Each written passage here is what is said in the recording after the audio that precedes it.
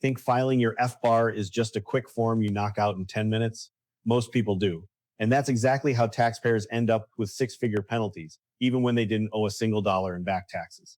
I'm attorney Chad Silver, founder of Silver Tax Group, and in this video, I'm going to walk you through 5 FBAR filing mistakes that we see destroy people's finances every single week. These are not the obvious ones. These are the ones that catch you off guard.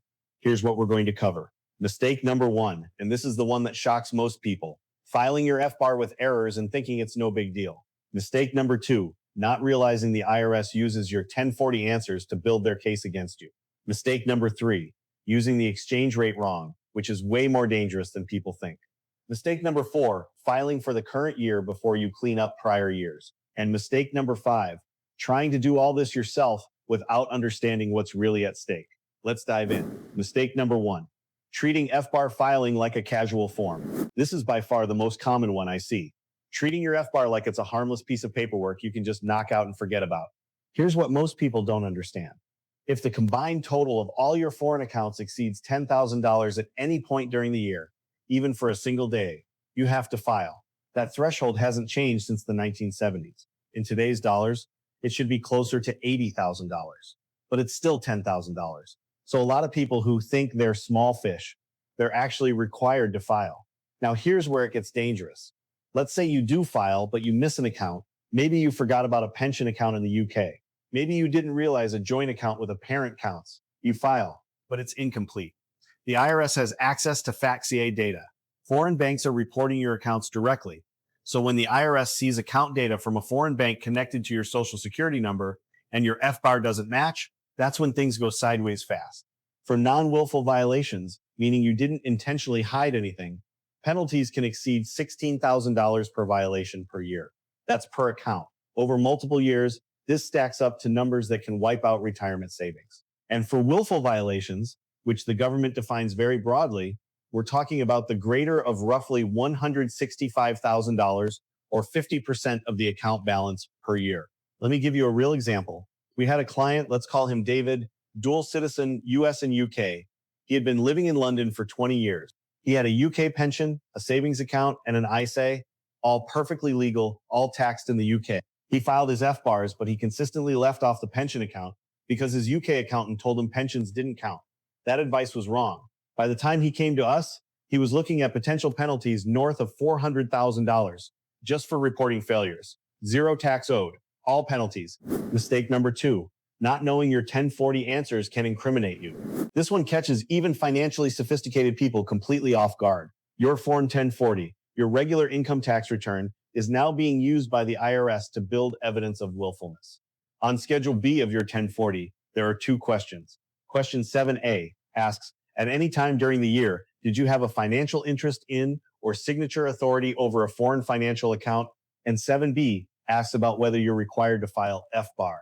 Now listen carefully, because this is where it goes wrong. If you check no on those questions, but you do have foreign accounts, the IRS treats that as a false statement on a filed return, even if you didn't mean to lie.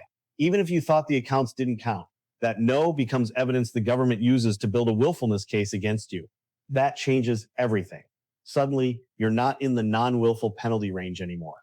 You're in the willful territory, 50% of account balance per year, potential criminal exposure, all because of 2 checkboxes on your 1040 that you didn't think twice about. We had a client, let's call her Emma. She's a professor in Canada, dual citizen, had a Canadian RRSP and a regular checking account. Filed her 1040 every year using software. Always checked no on the foreign account questions because she genuinely didn't think retirement accounts counted.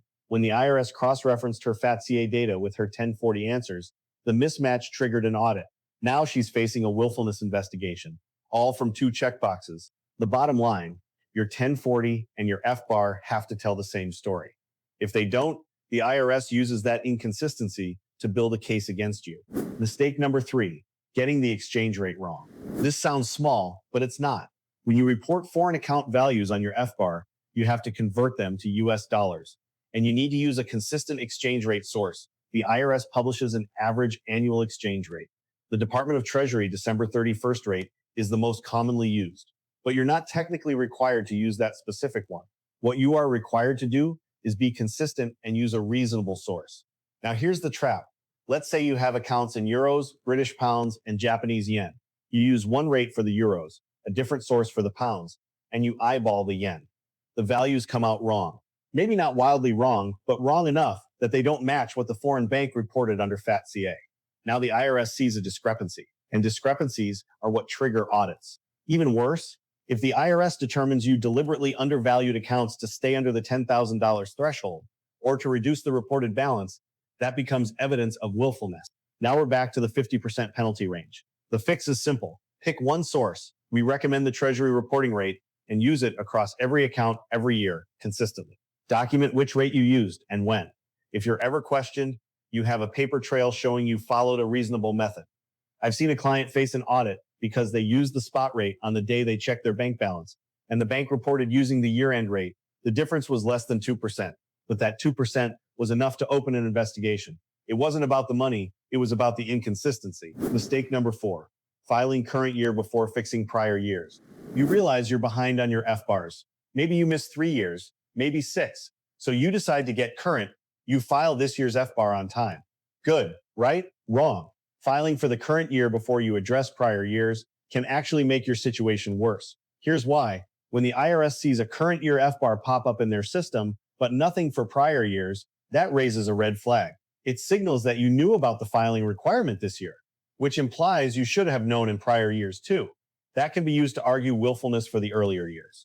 The correct order: address prior year non-compliance first through the streamlined filing compliance procedures or the delinquent FBAR submission procedures before you file for the current year. Under the streamlined procedures, eligible non-willful filers generally submit the most recent 3 years of tax returns and 6 years of FBARs. When done correctly, the IRS does not assess FBAR penalties. You still pay any tax owed plus interest. But for many people, that amount is small or even zero due to foreign tax credits. There are also separate delinquent FBAR submission procedures for people who properly reported income and paid taxes but simply forgot to file their FBARs. In qualifying cases, the IRS states it will not impose penalties. But, and this is critical, these programs only work if you come forward before the IRS contacts you. Once they send that first letter, the voluntary disclosure window closes. That's why timing matters so much. We get calls every week from people who filed current year first, triggered a review, and then lost access to the Streamlined program. Don't be that person. Fix the past before you file the present. Mistake number 5. Going it alone without understanding the consequences. Mistake number 5. Trying to navigate all of this yourself without understanding what's really at stake. Look, you can file an FBAR yourself. It's free on the FinCEN website. Nobody needs to pay a third party just to submit the form. But the form itself is the easy part. The hard part is the strategy behind it. What accounts count? Does that foreign pension count? What about a joint account where you're just a signatory? What exchange rate source are you using and why? Are your 1040 answers consistent with your FBAR? Have you addressed prior years correctly? Is your situation non-willful, or could the IRS argue willfulness? These are not form-filling questions. These are legal strategy questions. And getting them wrong isn't a minor clerical error. It's the difference between 0 penalties and half your account balance. At Silver Tax Group, this is all we do. We build your compliance strategy, we implement it, and we'll defend it if necessary before the IRS. Whether you missed accounts, misreported values, or botched your 1040 answers, we can help you clean it up before the IRS audits you. So let's recap the 5 mistakes. 1. Treating FBAR filing like a casual form. Miss an account, face massive penalties even with 0 tax owed. 2. Not realizing your 1040 answers can build a willfulness case against you.